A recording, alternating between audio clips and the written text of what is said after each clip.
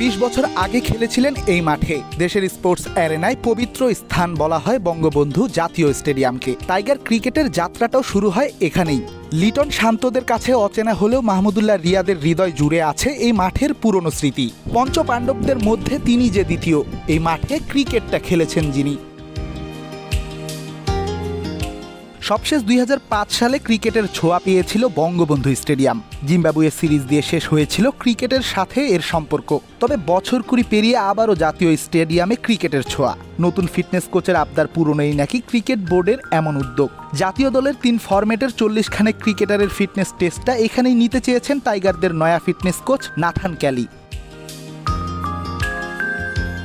সূর্যের সাথে পাল্লা দিয়ে নির্ধারিত হয়েছে ফিটনেস টেস্টের সময়। রিপোর্টিং টাইমটা ভোর 6টায়। পাংচুয়াল মাহমুদুল্লাহ রিয়াদ এসেছেন সবার আগে, যেন 20 বছর আগের স্মৃতিচারণ করতে হাজির সাইলেন্ট কিলার। বারবার স্টেডিয়ামটা ঘুরে দেখেছেন।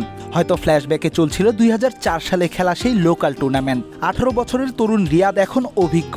দেশের হয়ে জয় করেছেন কোটি ভক্তের হৃদয়। তবে ওই যে বলে না, পুরনো প্রেমের স্মৃতি মানুষকে করে তুলে নস্টালজিক। রিয়াদ যেন হারিয়ে গেছেন সেই ফ্ল্যাশব্যাকে। 1.5 ঘন্টার এই টেস্টে শান্ত লিটনদের দিতে হবে কঠিন পরীক্ষা।